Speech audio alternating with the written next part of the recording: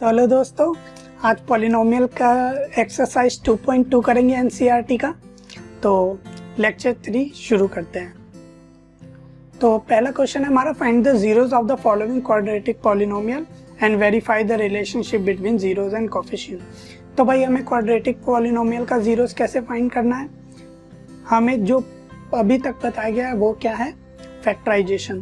तो चलो भाई जीरोस निकालने के लिए पहले क्या क्वाड्रेटिक पॉलिनोमियल को जीरो के इक्वल कर दिया। अब फैक्टराइजेशन के लिए किन्हीं दो नंबर का सम क्या होना चाहिए -2 और उन्हीं दो नंबर का प्रोडक्ट क्या होना चाहिए -8। देखो ऐसे तो तुम्हें डायरेक्ट दिख जाएगा तो इजी है, डायरेक्ट ही समझ आ जाएगा कौन दो नंबर है। लेकिन अगर किसी केस में नहीं समझ आ रहा हो तो करना क्या है हमें उस केस में, 8 जिसका प्रोडक्ट है उनके सारे फैक्टर्स लिख लेने हैं ऐसे। ये हो गया फैक्टर। अब देख लेना है हर फैक्टर का कि किस में ज़्यादा बेटर है। जैसे हमें -2 चाहिए सम, तो अगर मैं देखूँ 4 × 2 = 8 और 4 - 2 = 2, तो -4 + 2 = -2 और माइनस प्लस होके -8 भी आ जाएगा मल्टीप्लिकेशन में। तो डायरेक्ट समझ आ गया। ऐसे तो आपको डायरेक्ट समझ आ जाएगा, लेकिन इनकेस नहीं आए तो ये कर सकते हैं।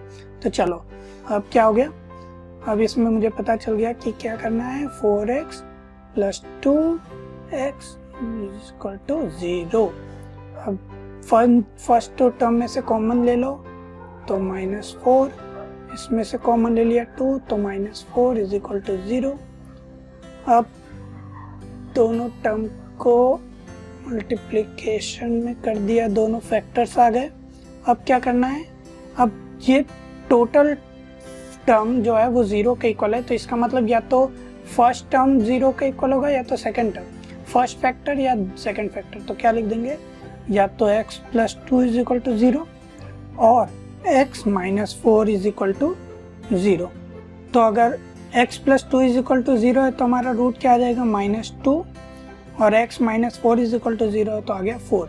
तो हमारे दो रूट्स पता चल गए। अब हमें क्या करना है, रिलेशनशिप वेरीफाई करना है जीरोस और कोफिशिएंट में। तो हमारे पास दो रिलेशनशिप पहले क्या क्या थे, फर्स्ट था α + β = -b/a, सम ऑफ, वर्ड्स में भी लिख सकते हो कि सम ऑफ रूट्स = b क्या होता है हमारा, कोफिशिएंट ऑफ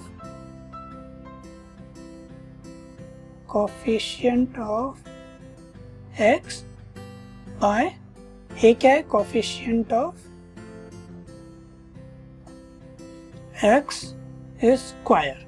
अब इसको वेरीफाई करना है, तो भाई पहला वेरीफाई किया जाए तो क्या, ये पहला हो गया। और सेकंड क्या होता है हमारा, सेकंड होता है α × β = c/a, मतलब प्रोडक्ट ऑफ जीरोस =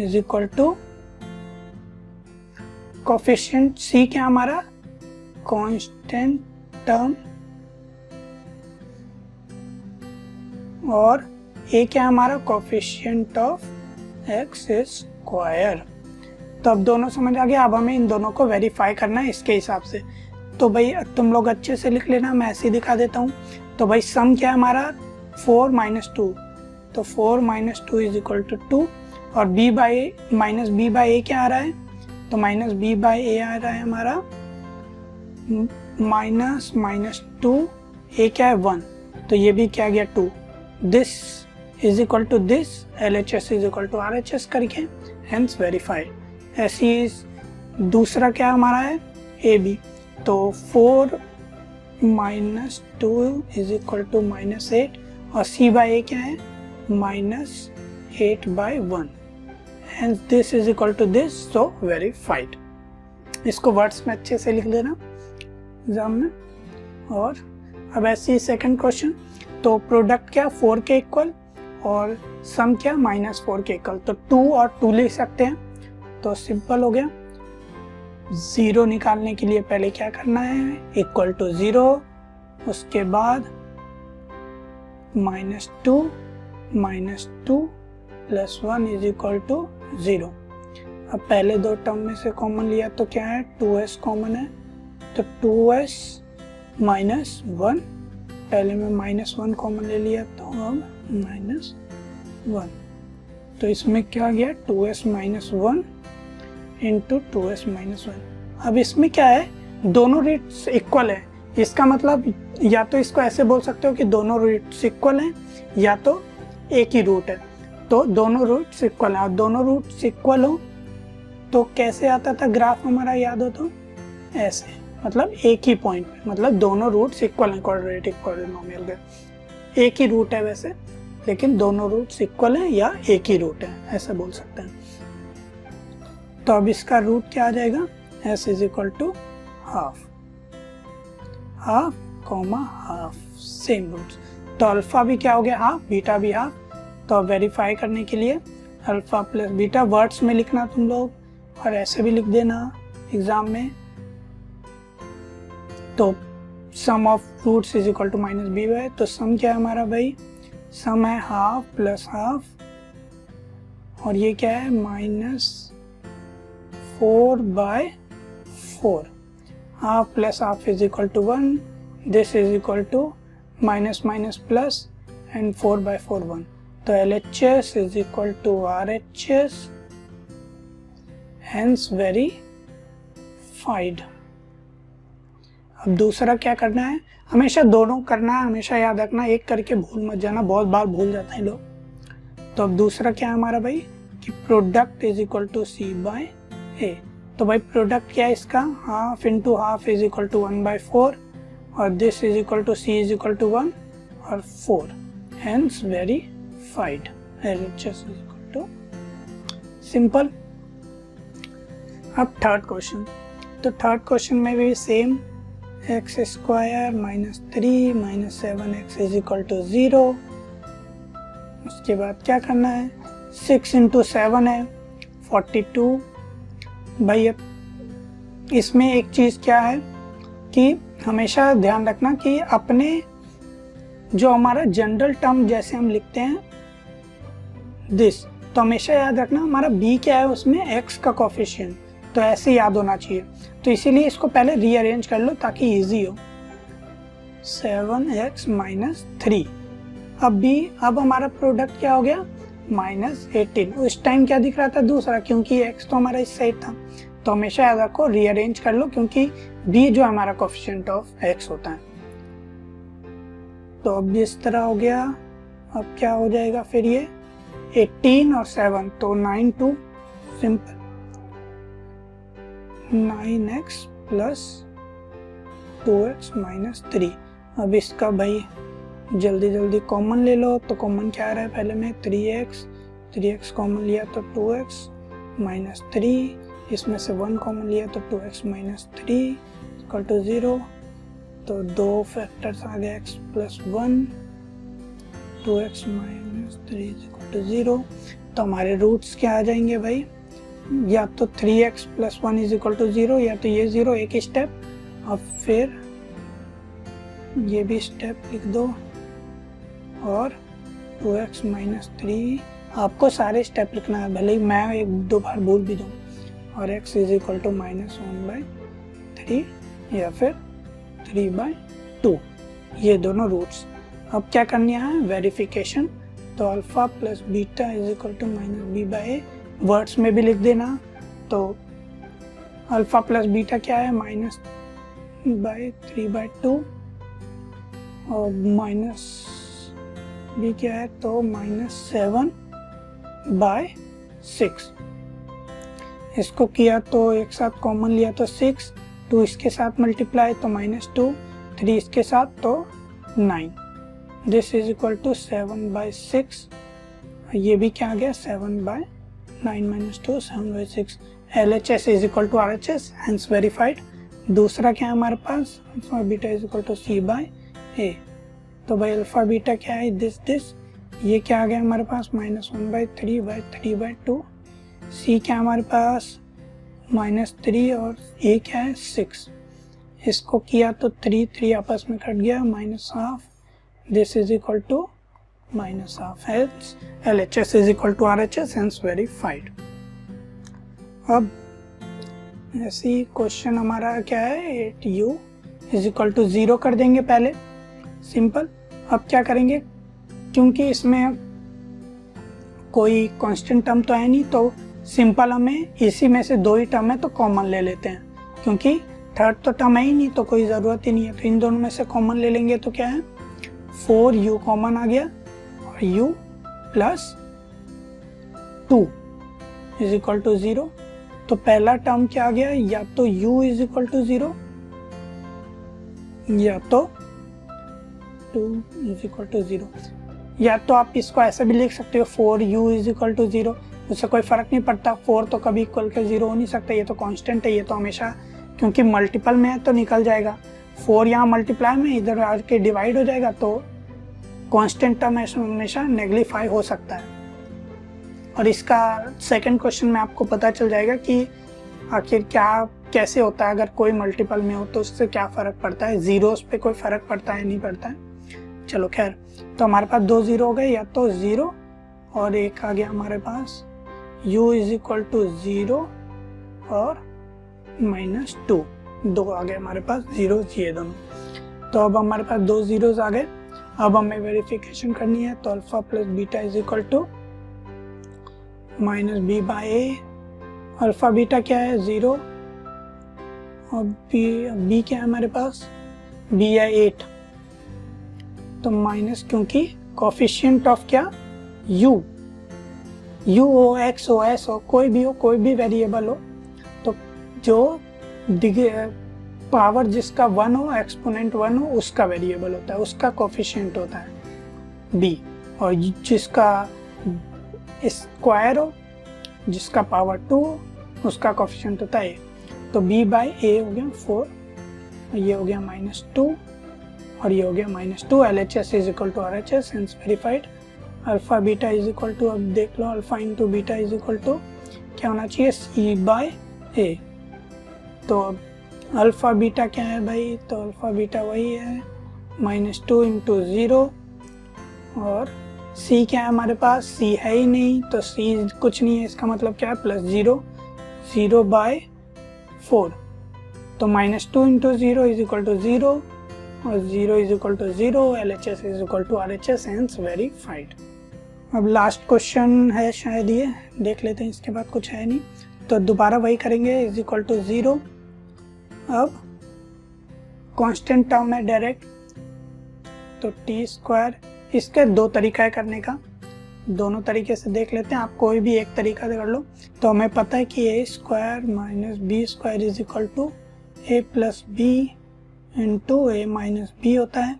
तो ये क्या है, स्क्वायर, इसको भी मान लो कोई कांस्टेंट टर्म है, तो ये √15 का स्क्वायर, √15 का स्क्वायर क्या होगा, 15। तो दिस माइनस √15 का स्क्वायर इज इक्वल टू 0। तो अब इसको इस टर्म में 2 फैक्टर्स में तोड़ देना है, तो क्या हो गया, t प्लस √15 या तो t minus √15 is equal to 0। तो हमारे पास 2 zeros क्या आ जाएंगे, -15। एक और स्टेप है जो मैं छोड़ रहा हूँ, उसमें क्या करना है, दिस इज इक्वल टू 0 और दिस इज इक्वल टू 0।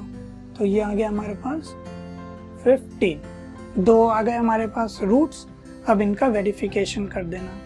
और दूसरा रूट निकालने का क्या तरीका है, सिंपल, इसको ही प्रीफर करना है हमेशा वैसे तो, क्योंकि 2 फैक्टर्स भी हमारे निकल जाते हैं। वरना अगर आपको हाई लेवल में जाओ तो आप ऐसे भी कर सकते हो, 15 is equal to 0, then square is equal to 15, t is equal to √15 plus minus, क्योंकि माइनस का भी स्क्वायर हो सकता है 15 और प्लस का भी स्क्वायर हो सकता है 15। इससे भी 2 रूट्स मिल गए हमारे पास, +15 या माइनस। हमें इसको प्रीफर करना है हमेशा एग्जाम्स में। तो आगे अब हमारे पास वेरिफिकेशन के लिए क्या है, alpha plus beta is equal to -b by a। तो भाई alpha plus beta √15 minus √15 minus √15 0, और b क्या है, b यहाँ पे है ही नहीं, क्योंकि जिसका एक्सपोनेंट 1 हो, पावर 1 हो, वो t का टर्म है ही नहीं, उस वेरिएबल का कोई कोफिशिएंट है ही नहीं, तो 0। LHS is equal to RHS। हमेशा इसको वर्ड्स में भी लिख देना, जब भी एग्जाम हो कि sum of zeros is equal to coefficient of क्या t by coefficient of t square, और दूसरा क्या गया alpha is equal c by a। तो this into this is equal to √15 into minus √15 is equal to पहले क्या हो जाएगा 15, √15 इंटू 15 इज इक्वल टू 15 और माइनस का माइनस, और c क्या है हमारे पास -15, a क्या है 1, तो -15 is equal to minus LHS is equal to RHS, hence verified. अब 6th question, square minus x is equal to 0, 3x square, ये क्या है 3 इंटू 4 है, तो इसको देख लो तुरंत मैंने कर लिया 2 इंटू 2, और मुझे क्या चाहिए 1, तो क्या हो जाएगा 4 3 का ही हो जाएगा, तो -4x plus 3x is equal to 0। अब पहले दो टर्म में से कांस्टेंट क्या आ गया x, तो क्या आ गया 3x माइनस 4, इसमें से 1 कॉमन है बस, इज इक्वल टू 0। अब क्या आ गया x plus 1, 3x minus 4 is equal to 0, या तो दिस टर्म 0 और दिस टर्म 0, तो रूट्स हमारे क्या आ गया -1 और 4/3। अब हमें वेरिफिकेशन करनी है, तो alpha plus beta is equal to -b/a, sum of root zeros is equal to coefficients of x by coefficient of x square. तो अल्फा प्लस बीटा क्या है 4/3 माइनस 1 माइनस बीटा क्या है 1/3, तो दिस इज इक्वल टू क्या आ गया 3 ऊपर गया तो 4 माइनस 3/3, ये क्या है 1/3, अब ये क्या आ गया 1/3 is equal to 1/3, LHS is equal to RHS, hence verified. अब दूसरा क्या करना है हमें, product is equal to c/a, product of zeros is equal to constant term by coefficient of x square. तो हमारे पास पहला क्या है 4/3 इंटू -1, c क्या है हमारे पास 4 और -4 और a क्या है हमारे पास 3, -4/3 आ गया, ये भी -4/3, LHS is equal to RHS, hence proof. तो अब हमारा क्वेश्चन 2 एक्सरसाइज 2.2 का, find a quadratic polynomial each with given number at sum and product. तो हमारा सम क्या है अल्फा प्लस बीटा क्या है 1/4, और प्रोडक्ट क्या है हमारा अल्फा इंटू बीटा -1। अब हमें निकालना क्या है क्वाड्रेटिक पॉलिनोमियल, इससे क्या बनेगा। तो इसको करने का सिंपल तरीका, पहले तो सिंपल मतलब आप प्रोसेस से ना गुजरो, सीधा तरीका ये होता है कि ये इसके इक्वल होता है, तो हमारा डायरेक्ट क्वाड्रेटिक पॉलिनोमियल इस फॉर्म में होता है x square minus alpha plus beta x plus alpha into beta. So this is our quadratic polynomial जो हमारा बनेगा। के हमारा कोई भी कांस्टेंट इंटीजर एक्सेप्ट 0, इंटीजर या फिर साथ साथ कोई भी डेसिमल, कोई भी रियल नंबर, एक तरह से नंबर एक्सेप्ट 0, क्योंकि 0 हो जाएगा तो ये क्वाड्रेटिक पॉलिनोमियल ही खत्म हो जाएगा। हमारा ये आ गया। तो अब हमें लेकिन अपने एग्ज़ाम में और ऐसे डायरेक्ट ये तभी अप्लाई करेंगे जब कोई जल्दी आपको सॉल्व करना हो, कुछ बताना हो। वैसे प्रोसेस ये है कि आप अच्छे से दिखाएं कि ये भी कैसे आया, तो दोनों तरीका देख लेते हैं। तो अल्फ़ा प्लस बीटा हमारा हम ऐसे कह सकते हैं कि if alpha plus beta is equal to 1/4 then alpha plus beta is -a is equal to 1/4 and then b is equal to minus A by 4, minus इधर चला गया, ए इस साइड आ गया। तो ये पहला इक्वेशन हमारा आया। दूसरा इक्वेशन ऐसे ही क्या आ जाएगा, alpha into beta is equal to -1, then C by A is equal to -1, then C is equal to -a। ये आ गया हमारा दूसरा इक्वेशन। अब हमें क्या करना है, अब हमें डायरेक्ट क्वाड्रेटिक इक्वेशन हमारी लिख देनी है, जो कि हमारी है ax² plus bx plus c। तो अब हमारी ये क्वाड्रेटिक इक्वेशन है। तो a क्या है हमारा, a को कोई वैल्यू नहीं है हमारे पास, तो ये b की वैल्यू क्या है, -a/4 x, और c की वैल्यू क्या है, -a। एक सेकेंड, तो -a के लिए प्लस हटा दो, और यहाँ पे एक c की वैल्यू क्या है, -a। तो हमारा क्वाड्रेटिक पॉलिनोमियल अगर हम लोग a को कॉमन ले तो x² -1/4x -1। तो एक तो क्वाड्रेटिक पॉलिनोमियल हमारा ये बन गया, लेकिन a की वैल्यू आप कुछ भी रख सकते हैं, कोई भी होल नंबर। a कोई भी कांस्टेंट हो सकता है, क्योंकि a के बारे में हमें कुछ नहीं पता। तो आप कोई भी 1 2 3 4 -1 0 को छोड़ के कोई भी होल नंबर या डेसिमल नंबर, रियल नंबर कुछ भी आ सकता है। ये हो गया। या तो अगर आपको 4 भी कॉमन लेना है तो एक और बन जाएगा, a/4 को बाहर ले लो और फिर 4x² -1x -4 दिस। ये भी एक क्वाड्रेटिक पॉलिनोमियल हो गया। ये क्या है हमारा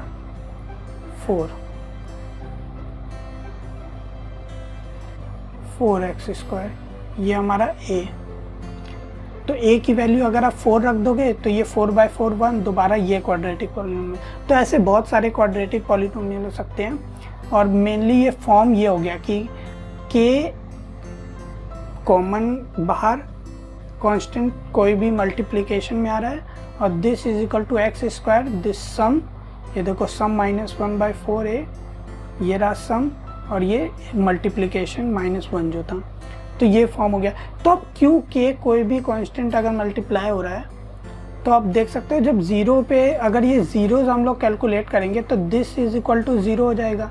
जैसे ये टर्म में इज इक्वल टू 0, तो अब यहाँ कुछ भी मल्टीप्लाई हो कोई भी कांस्टेंट, तो वो उधर जाके तो वो नलीफाई हो जाएगा। तो हमारा क्वाड्रेटिक पॉलिनोमियल कोई भी बन सकता है। तो बहुत सारे ऐसे क्वाड्रेटिक पॉलिनोमियल अनलिमिटेड जिनका जो जीरोज होंगे वो सेम होंगे। जैसे देख सकते हो अल्फा प्लस बीटा, और इस फॉर्म में बस हो तो जीरो सेम होंगे। तो सम और प्रोडक्ट बहुत सारे ऐसे क्वाड्रेटिक पॉलिनोमियल होंगे जिनके सेम होंगे। अब ग्राफ के थ्रू भी इसको एक बार समझ लेते हैं। तो अब हमारे इस क्वेश्चन में हमने अभी देखा कि x² क्या था, क्वेश्चन हमारा पॉलिनोमियल आ रहा था x² -1/4x -1। तो 0.5 इज इक्वल टू -1/4x, और हमारे सम और वो क्या दिया हुआ था 1/4, और प्रोडक्ट दिया हुआ था -1। तो देख लो यही क्वाड्रेटिक पॉलिनोमियल है। चलो, और जीरोज हमारे क्या क्या आ गए 0.8 और 1.3, वो हमने निकाला नहीं, a और d हमारे कोई भी जीरोज है। अब हमें देखना ये है कि b/a, देखो एक बार ये भी सम के इक्वल है -b/a, और c/a भी -1, सब कुछ क्लियर है। अब इस इक्वेशन में देखो तो जो हमारा px है, जो भी क्वाड्रेटिक पॉलिनोमियल हमारा, जैसे हमने एक बना लिया कोई उससे, ये हमारा क्वाड्रेटिक पॉलिनोमियल बन गया था। और यहाँ मल्टीप्लाई में क्या आ रहा था, कोई भी कांस्टेंट k, a या फिर कोई भी कांस्टेंट मल्टीप्लाई में आया हुआ है, तो यहाँ पे हमने s लिख दिया। तो चलो s, तो कोई भी कांस्टेंट s में मल्टीप्लाइड बाय x² -1/4x -1, ये हमारी इक्वेशन आई थी। हमने कहा कि इसको हम 1 मान लेते हैं, तो ये क्वाड्रेटिक पॉलिनोमियल बन गया। अगर s भी हो तो देखते हैं कि क्या सम पे फर्क पड़ रहा है और क्या। तो देखो अगर हम लोग ध्यान से देखें तो इस इक्वेशन में क्या है, इस इक्वेशन में क्या है 1, हमारा s अभी 1 है, और ये रहा क्वाड्रेटिक पॉलिनोमियल जो कि इसी के इक्वल है। अब हम लोग s को वेरी करके देखते हैं कि क्या फ़र्क क्या पड़ा है, जो हम कह रहे हैं कि कितने भी क्वाड्रेटिक पॉलिनोमियल बन सकते हैं, उनके रूट सेम होंगे और सम इक्वल आ रहा है, क्यों। तो चलो एक बार चेंज करते हैं s को। तो s को अगर थोड़ा सा चेंज करो तो देखो s को चेंज कर रहे हैं, तो ये जो ग्रीन वाली लाइन है वो fx डिनोट कर रही है, और जो येलो लाइन है वो px। तो ग्रीन वाली लाइन देखो कैसे वेरी कर रही है। ये जैसे हम एस की वैल्यू चेंज कर रहे हैं तो देखो ध्यान से ग्राफ चेंज हो रहा है, ये स्क्रैच होगा, एक्सपेंड होगा, लेकिन रूट जो है हमारे वो क्या है, सेम है।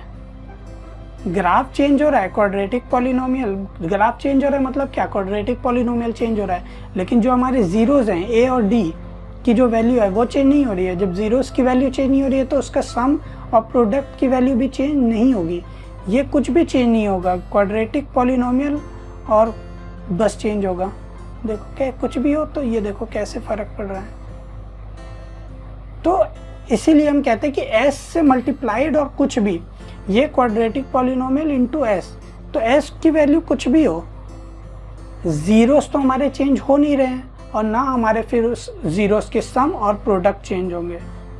तो यही है बात। इसीलिए कहते हैं कि कितने भी क्वाड्रेटिक पॉलिनोमियल बन सकते हैं जिनके सम और जीरोस क्या हो, एक जैसे हो। देख लो कितने भी क्वाड्रेटिक पॉलिनोमियल, जितने ग्राफ ये बन सकते हैं, अनलिमिटेड ग्राफ बन सकते हैं ऐसे, यहाँ से यहाँ तक ए और डी का जीरो जो हो, उतने ही क्वाड्रेटिक पॉलिनोमियल भी बन सकते हैं एस से मल्टीप्लाई होकर। ये देखो समझ में आ रहा है क्या हो रहा है। जीरोस हमारे चेंज नहीं हो रहे हैं। जीरोस क्या होते हैं, जो एक्स एक्सिस पे टच हो रहा हो। क्या हमारे जीरोस चेंज हो रहे हैं? नहीं, बस हमारा ग्राफ चेंज हो रहा है। इसका ग्राफ चेंज हो रहा है मतलब क्या, क्वाड्रेटिक इक्वेशन चेंज हो रही है, बस ये वाली। तो अब आपको मुझे लगता है समझ आ गया होगा कि आखिर ये इस क्वेश्चन में है क्या ऐसा, क्यों हम s से मल्टीप्लाई करके k s a, कोई भी कांस्टेंट हो, कांस्टेंट ही है वो, तो कोई भी कुछ भी अपने मन से लिखो आप, बस आपको बताना है। कोई भी जीरो छोड़ के कोई भी डेसिमल या इंटीजर रियल नंबर कोई भी हो सकता है। सिंपल। चलो अब अगला क्वेश्चन करते हैं। तो अब हमारा अगला क्वेश्चन क्या है, सम क्या है हमारा, अल्फा प्लस बीटा रूट 2, और हमारा प्रोडक्ट क्या आ रहा है, अल्फा इंटू बीटा 1/3।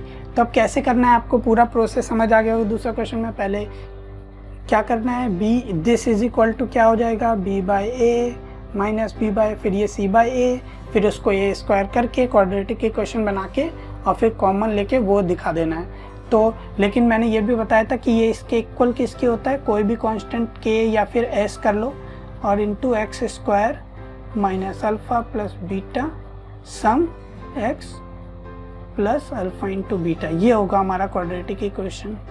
कोई भी कांस्टेंट a b कुछ भी लिख सकते हैं यहाँ, जो भी हमारा यूज,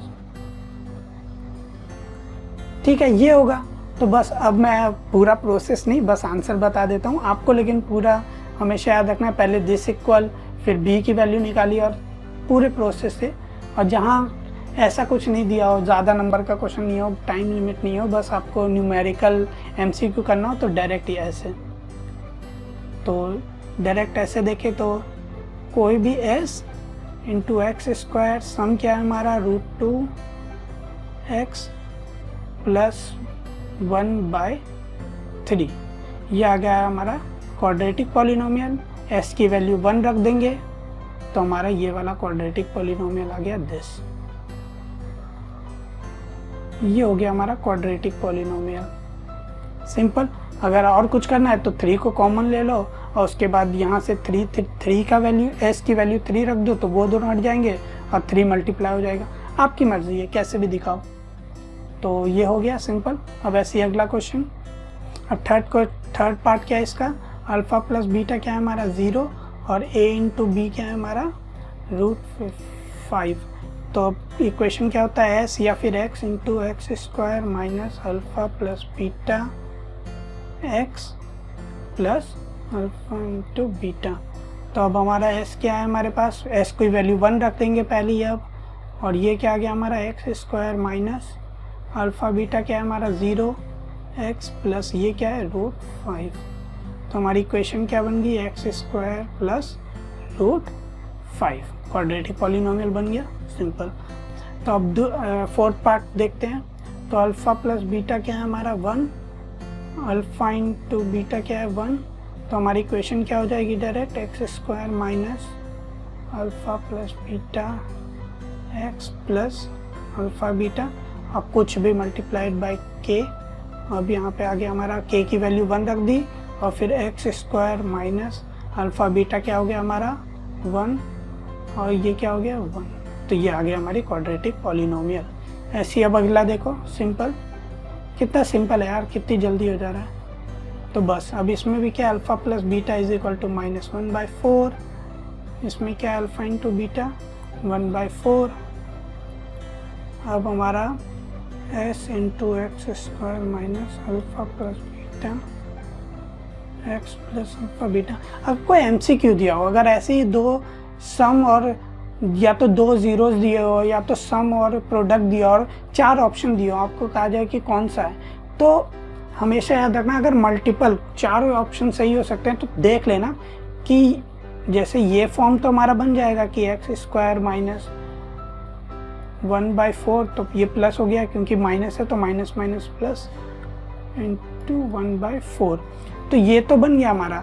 लेकिन एस का 1 रखें, लेकिन उनमें चारों पार्ट देख लेना कि इसके अलावा कोई ऐसा भी तो नहीं है जिसमें कुछ मल्टीप्लाई होके कुछ कॉमन करके, जैसे अब इसमें मैं 3 मल्टीप्लाई कर दूँ तो क्वाड्रेटिक इक्वेशन ये भी हो जाएगा 3/4x प्लस 1/4, तो इसके भी सम और प्रोडक्ट सेम होंगे। तो ऐसे ही वो सारे चेक कर लेना जिनका कुछ भी कॉमन आ जाए, सारे क्वाड्रेटिक पॉलिनोमियल में से कुछ कॉमन भी निकले। जैसे इसमें से हमारा क्या निकल गया था 3, तो हमेशा ये भी चेक कर लेना MCQ वगैरह अगर कोई कम्पिटिटिव एग्जाम दे रहे हो तो। ठीक है, ये हो गया हमारा सिंपल। अब लास्ट पार्ट क्या है हमारा, alpha plus beta is equal to 4 alpha into 1, तो हमारा क्या हो जाएगा एक्स स्क्वायर माइनस 4x। ये देखो अब कितनी जल्दी बना दिया, तो ये प्रैक्टिस से होता है। ये आ गया हमारा एक क्वाड्रेटिक पॉलिनोमियल, और कितने ज़्यादा और क्या होंगे तो इनसे k से मल्टीप्लाई, तो बस सिंपल ये आंसर हमारा। और चलो ठीक है, अब हम लोग अपने लेक्चर 4th पे मिलेंगे जिसमें हम लोग अगला टॉपिक पढ़ेंगे। Thank you.